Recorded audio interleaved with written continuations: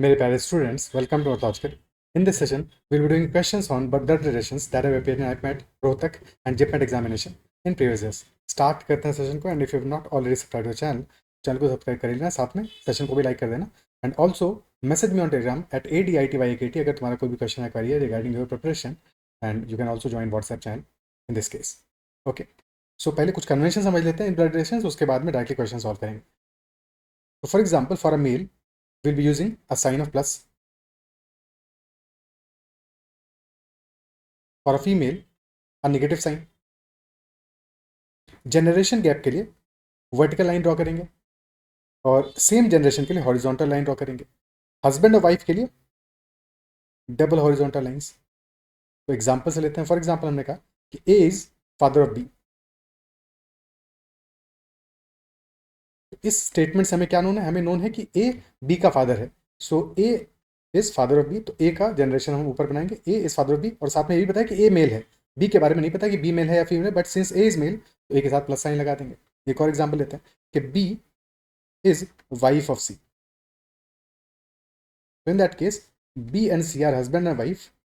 तो double lines, double horizontal lines, ठीक है. और बी वाइफ है तो बी के साथ माइनस साइन, सी के साथ प्लस साइन. ओके, अब क्वेश्चन स्टार्ट करते हैं. So first question, pointing to Manju, Raju said, the son of her only brother is the brother of my wife. So how is Manju related to Raju? Pointing to Manju, Raju said. Raju ने कहा, किसके लिए कहा? मंजू के लिए कहा कि son of her only brother. तो मंजूज only brother, मंजूज only brother, brother यानी कि मेल, मेल का उसका सन, ठीक है. सन है यानी कि दैट इज ऑल्सो मेल. तो son of her only brother is the brother of my wife. So the son is brother of my wife. So किसका वाइफ? राजू की वाइफ. तो Raju's wife brother is the son of brother of Manju. Okay. So how is Manju related to Raju? तो राजू की wife का जो brother है उसका father is brother of Manju. Isn't it so? तो बेसिकली राजू का जो फादर इन लॉ है, बिकॉज सन है, ये उसकी सिस्टर है, तो this is also daughter of B. Isn't it so? तो डेफिनेटली फादर इन लॉ हो गया. तो B is father in law of Raju और फादर इन लॉ की सिस्टर है Manju. Manju is sister of father in law. Option D is the answer. Okay. Next question. M is father of D. M has only two children. D is the brother of C and C is daughter of K. T is granddaughter of K and U is father of T. So how is U related to D? M is father of D. So M is a male. Then M has two children.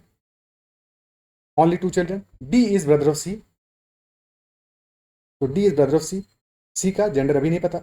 C is daughter of K. K की daughter है. So यानी कि K must be wife of M.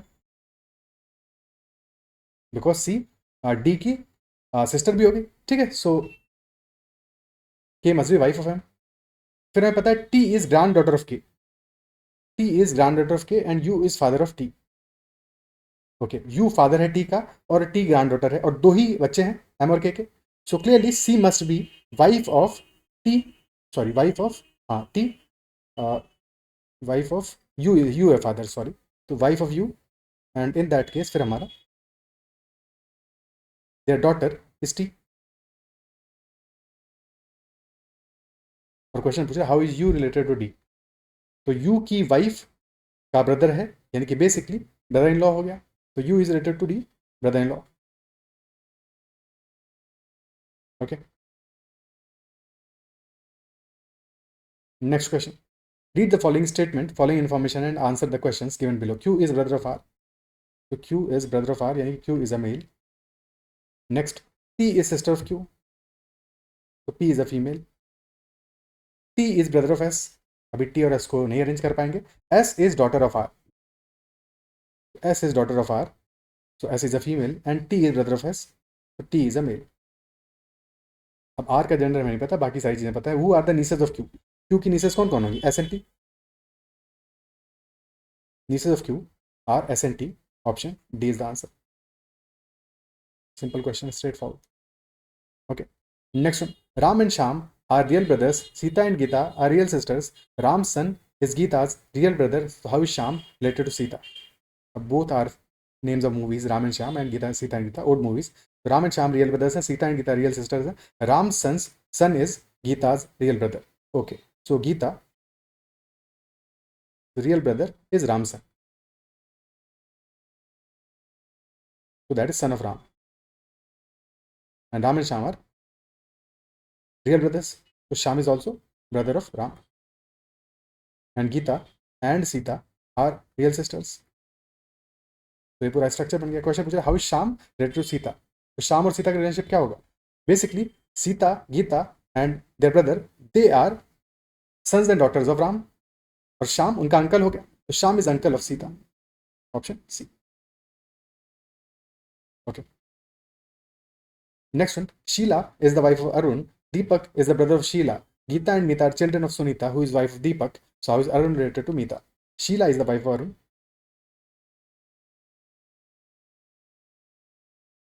Minus plus, और Deepak is the brother of Sheela plus. Geeta and Meeta are children of Sunita, who is wife of Deepak. So wife of Deepak, which is Sunita. So their children are Geeta and Meeta.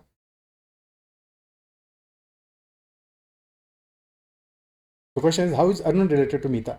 Arun कैसे related है मीता से? So Meeta's father's sister is married to Arun, isn't it so? तो basically Arun होगा मीता का uncle. मीता का uncle हो गया, ठीक है, फूफा हो गया, अंकल हो गया. Okay. Next one. Pointing towards a person in a paragraph, Rani said, he is the only son of father of my sister's brother. Only son of father of my sister's brother. अब देखो son of father यानी cancel हो गई दोनों चीजें एक तरह से. डायरेक्टली समझ में आ रहा है, son और father कैंसिल हो गए, है कि नहीं? तो basically he is my sister's brother, directly आ गया, है कि नहीं? तो pointing towards the person in the photograph, Rani is saying that he is my sister's brother. So that person is Rani's sister's brother. So basically Rani's brother. So the person in the photograph is brother of Rani.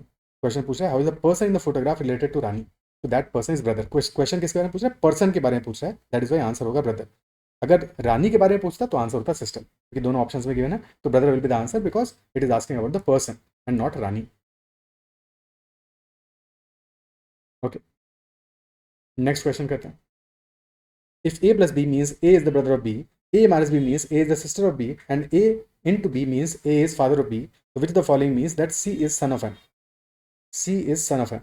तो अगर c m का सन होगा तो यानी कि conclusion क्या होगा यहाँ से? Basically m is father of c. m is father of c, क्योंकि यहाँ पे तीन ही रिलेशनशिप है ना. एक है हमारा ब्रदर का, एक है सिस्टर का, और एक है फादर का. Brother, sister and father. तो सन वाला रिलेशनशिप कैसे निकालेंगे? फादर से ही निकल रहा होगा, फादर से ही निकल रहा होगा. सो m is father of c, यानी कि m is a male, और क्योंकि c सन है तो c is also a male. ठीक है, तो ऑप्शंस देखते हैं यहाँ पे. पहला ऑप्शन आ रहा है हमारा m minus n into C plus F. ठीक है, अगर m is father of C, क्योंकि यहाँ पे मदर और बाकी कोई रिलेशनशिप निकल नहीं रहा है. सन वाला भी कोई रिलेशनशिप हमें गिवन नहीं है कि कहा होता कि a divide by b that implies that a is son of b. तो ऐसा कोई रिलेशनशिप गिवन नहीं. तो क्लियरली m शुड प्रेसीड c, क्योंकि जितना हमें कोडिंग दिया है उसके हिसाब से m c से पहले आना चाहिए. अगर m c के बाद में आएगा तो हम ये कभी भी हमारा जो कंक्लूजन है वो नहीं निकल पाएगा c son of m with present condition. क्योंकि यहाँ पे जो स्टेटमेंट गिवन है वहां से हमें चाहिए m c से पहले. ठीक है, सो क्लियरली ऑप्शन बी तो आंसर नहीं होगा, बिना देखे भी बता सकते हैं. क्या ये समझ पा रहे हो? ठीक है, बाकी सॉल्व तो कर लेते हैं. कि हमारा ऑप्शन ए आ रहा है m minus N into C plus F. So m minus N क्या मतलब हो, क्या हुआ? m is sister of n. तो ये तो पहले भी आंसर नहीं हो सकता, क्योंकि m को मेल होना है. तो m सिस्टर होगा तो कैसे आंसर हो जाएगा? ठीक है, m को मेल होना पड़ेगा. Oh sorry sorry sorry, m को मेल होना जरूरी नहीं है, ये तो ब्लंडर हो रहा है. क्योंकि m फादर है या मदर भी हो सकता है, पेरेंट है. m is parent of c. ठीक है, m is parent of c. No, father भी हो सकता है, मदर भी हो सकता है, कुछ भी हो सकता है, क्योंकि c सन ऑफ m के बारे में कोई बात नहीं कही गई है. ये ब्लेंडर कर रहा था मैं. सो m माइनस n यानी कि ठीक है, m n की सिस्टर होगी और n is father of c. अब इससे m तो रिलेटेड नहीं निकलेगा ना. ठीक है, तो ये तो क्रॉस हो गया. ऑप्शन बी पहले ही क्रॉस कर चुके हैं, रीजन समझ में आ गया.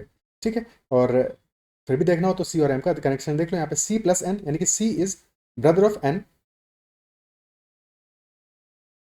And then N is father of M. तो अगर एन फादर है एम का तो यहाँ से एम कैसे, कोई कनेक्शन नहीं है, क्रॉस हो गया। Option C, N plus M minus F into सी।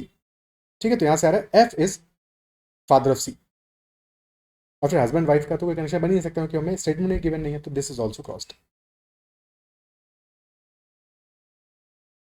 M cross N minus C, यानी M is father of N, M is a male, and then N minus C यानी कि N is sister of C, sister of C. तो clearly C is also, अच्छा अभी confirm नहीं हुआ कि सी mail है या फीमेल है, तो इसके बाद का स्टेटमेंट देखना पड़ेगा कि सी प्लस एफ यानी कि C is brother of F, तो सी इज अ मेल, तो yes C is son of M. Option D will be the answer. ठीक है, यहाँ पे एक और बात थी जो लास्ट में ध्यान देनी थी कि हमारा सी मेल निकलना चाहिए, कि हो सकता था कोई और ऑप्शन भी गिवन होता और ये भी इनकरेक्ट हो जाता अगर यहाँ पे सी फीमेल आ रहा होता। तो क्योंकि जब तक हम सी प्लस एफ नहीं देखेंगे तब तक हम सी का जेंडर आइडेंटिफाई नहीं कर सकते फॉर श्योर, और सी का जेंडर मेल होना चाहिए। Option D is the answer. ठीक है, शुरू में मैंने गलती किया था, तो उस गलती से तुम्हें याद रखना है कि जब भी कभी ऐसा स्टेटमेंट गिवन है तो यहाँ से हम कंक्लूड नहीं कर सकते कि फादर ही होगा, मदर भी तो हो सकता है, पेरेंट होगा बेसिकली। ठीक है, तो ब्लड रिलेशन में एक चीज़ जो हमेशा ध्यान रखनी है कि हमें जेंडर एज्यूम नहीं करना है, नाम से भी एज्यूम नहीं करना है। कई बार फीमेल लगता हुआ नाम can also be a male. ठीक है, that can also be a male. हाँ, कहीं कोई क्वेश्चन ऐसा बना ही हो जहाँ पे हमें एजम्पन वो लेना पड़े, अदरवाइज आंसर ही नहीं मार्क कर पाए, तो वो एक डिफरेंट बात है, बट इन जनरल हमें एजम्पन नहीं लेना है। ठीक है,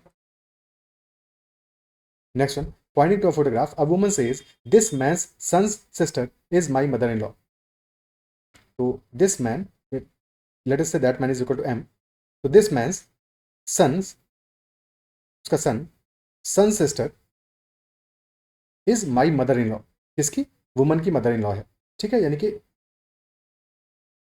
sisters son is husband of woman, है कि नहीं, husband of the woman. So how is woman's husband related to the man in photograph. तो this person, man in the photograph and woman's husband are related in what वे।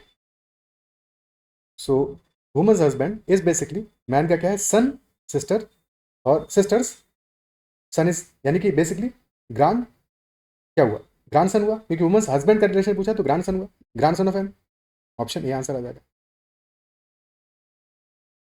ठीक है, दो generation गया grandson. Okay,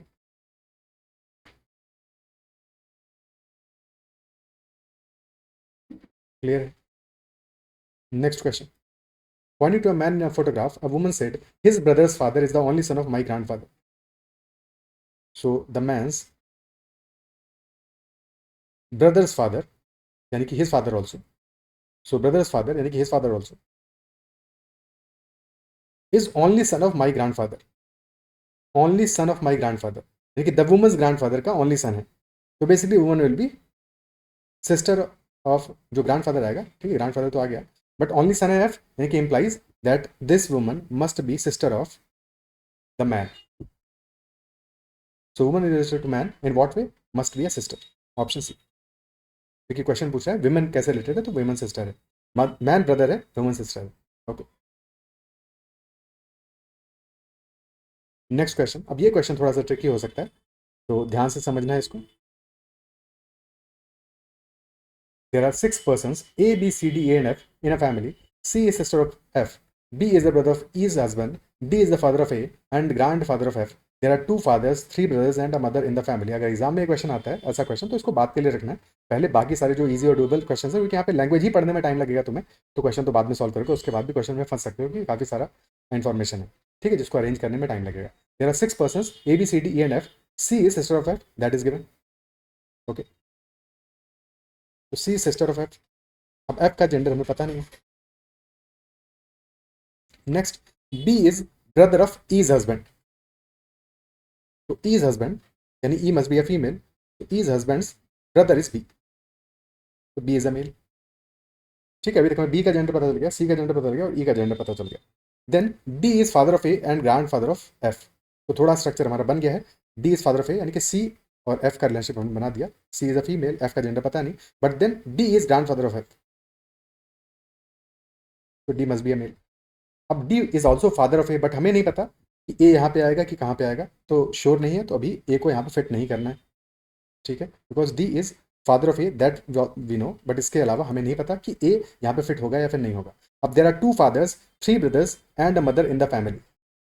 2 fathers, 3 brothers and a mother in the family. ठीक है, और हमें somehow ये पार्ट भी अरेंज करना है. तो डी सी एफ तो आ गए. हस्बैंड के बारे में नहीं पता, हस्बैंड कौन है, तो हस्बैंड कैन बी ए हो सकता है. ठीक है, ए हो सकता है, isn't it so.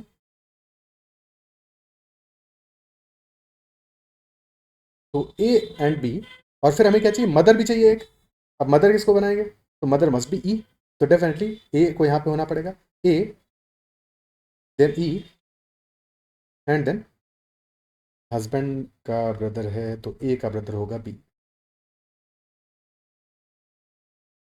B is brother of husband. तो ये पूरा अरेंजमेंट हो गया. आप देख लेते हैं कि सारे सारी चीज़ें काम करने के लिए. दो 2 fathers, yes D is a father and A is a father. Then 3 brothers, तो yes B and A are brothers. तो बी ए का भाई है और ए भी बी का भाई है, तो 2 ब्रदर्स यहाँ पे हो गए. और एक हमारा ब्रदर आ जाएगा फिर इस केस में एफ, क्योंकि एफ को फिर मेल होना पड़ेगा, अदरवाइज 3 ब्रदर्स नहीं बनेंगे, एफ को मेल होना पड़ेगा. तो 3 ब्रदर्स हो गया B and F. And lastly a mother in the family, so that is E. E is mother. तो पूरा हमारा स्ट्रक्चर प्रॉपरली बन गया. ठीक है, फिर क्या कोई और केस बन सकता था यहाँ पे, और क्या केस बन सकता था. क्या हम किसी और तरह से अरेंज कर सकते थे. देखो आंसर तो यही होगा, आंसर तो इसी के बेसिस होगा क्योंकि यहाँ पे सारी कंडीशन सेटिस्फाई हो रही हैं. बट क्या कोई और केस बन सकता था, क्योंकि हमें इस पोर्शन को हमने अरेंज किया है यहाँ पे. ठीक है, जरूरी तो नहीं था कि ऐसे ही अरेंज होता, तो कोई और अरेंजमेंट भी हो सकता था यहाँ पे. कैसे होता कि अगर हमने लेटेस्ट से कहा कि ठीक है यहाँ पे तो चलो ए ही आ गया, क्योंकि कोई और आ नहीं सकता था फिर उस केस में, और एफ और सी हमारे पहले से फिल्ड अप थे. ओके, देन एफ को हस्बैंड बना देते ई का, और फिर हस्बैंड का ब्रदर था बी. हाँ, तो बी ब्रदर हो गया.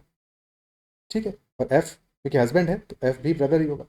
ठीक है, बट यहाँ पे प्रॉब्लम क्या है, यहाँ भी हमारे दो फादर्स आ रहे हैं, 2 फादर्स कर सकते हैं यहाँ पे. ठीक है, ये डी और ए फादर हो गए, तो ये कंडीशन सेटिस्फाई हो रहा है. क्या 3 ब्रदर्स हो रहे हैं, नहीं हो पा रहे हैं, क्योंकि एफ तो ब्रदर होगा और बी ब्रदर होगा. 2 ब्रदर्स होंगे, 3 नहीं हो पाएंगे. और इसके अलावा मदर इन द फैमिली, तो मदर भी नहीं हो पाएगी, तो मदर वाला कंडीशन भी सेटिस्फाई नहीं होगा, और साथ में हमारा ब्रदर वाला भी पूरा कंडीशन सेटिस्फाई नहीं होगा. एक सेकेंड एक सेकेंड एक सेकेंड. ठीक है, यहाँ पे हमारा आ गया, एक बार फिर से देख लेते हैं. D is father of A, grand father of F, C sister. अच्छा, ए को हम फीमेल बना के भी मदर भी बना सकते हैं. चलो, ए को फीमेल बना दिया. ये डिस्कस इसलिए करें सो दैट हमें आइडिया लगे कि और क्या क्या कॉम्बिनेशन पॉसिबल हो सकते हैं. ठीक है, एक हमने मदर बनाई तो एक मदर बन जाएगी यहाँ पे, बट स्टिल हमारे ब्रदर नहीं बन पाएंगे, ब्रदर वाला कंडीशन सेटिस्फाई नहीं हो पाएगा. और जैसे ही मदर बनाएंगे तो फिर 2 फादर नहीं हो पाएंगे. ठीक है, अगर हमने फादर रखे होते 2, तो फिर मदर नहीं बन पाएगी, और जैसे मदर बना देंगे 2 फादर नहीं हो पाएंगे. तो that is why this case will be rejected, और यही केस हमारा एक्सेप्ट होगा. ठीक है, तो ऑब्जर्वेशन में दिख तो तुरंत गया, बट बाकी केस भी बन सकते थे, ये ध्यान देना भी जरूरी था, क्योंकि कई बार ऐसा होगा कि तुमने इस तरह से बनाया और जो पहला हमारा आंसर फिट किया वो करेक्ट नहीं निकला. ठीक है, सो इसलिए ध्यान रखना है, क्योंकि हमें इस चीज़ को फिट करना था एडिशन, तो इसको कैसे फिट करेंगे उस पर ही हमारा आंसर डिपेंड करेगा. और उसी के लिए कंडीशन में there are 2 fathers, 3 brothers and a mother in the family, क्योंकि अगर ये कंडीशन हटा दो तो फिर मल्टीपल सॉल्यूशंस मिल रहे हैं हमको. अब क्वेश्चन पूछ रहा है कि कौन से स्टेटमेंट करेक्ट है. अब तो हो गया पूरा का पूरा case. E is mother in the family, तो yes that is correct. A is husband of E, that is also correct. There are 4 male members, तो 1 2 3 and 4, yes. 3 brothers and 1 father. So 4 members, and F is son of D. So F is not son of D, rather grandson of D. So D is correct. A B C D incorrect है, A B C correct है. Option B हमारा answer हो जाएगा. ठीक है, option B will be the answer. क्या ये clear है. तो इतना ही रखते हैं इस सेशन में, क्योंकि इतने ही प्रीवियस क्वेश्चन थे. आई बिलीव जो भी बातें हमने डिस्कस की वो समझ में आएंगे, और ब्लड रिलेशन पे कोई भी क्वेश्चन आएगा तो तुम डेफिनेटली हैंडल कर पाओगे. ठीक है, और एडिशनली पढ़ने की जरूरत नहीं पड़ेगी, इतने से ही काम चल जाएगा. जो भी मॉक्स में क्वेश्चंस मिलते हैं और एडिशनली प्रैक्टिस करोगे अपने हैंड पे कर लो. ठीक है, इतना ही रखते हैं session. Bye bye, take care and keep running.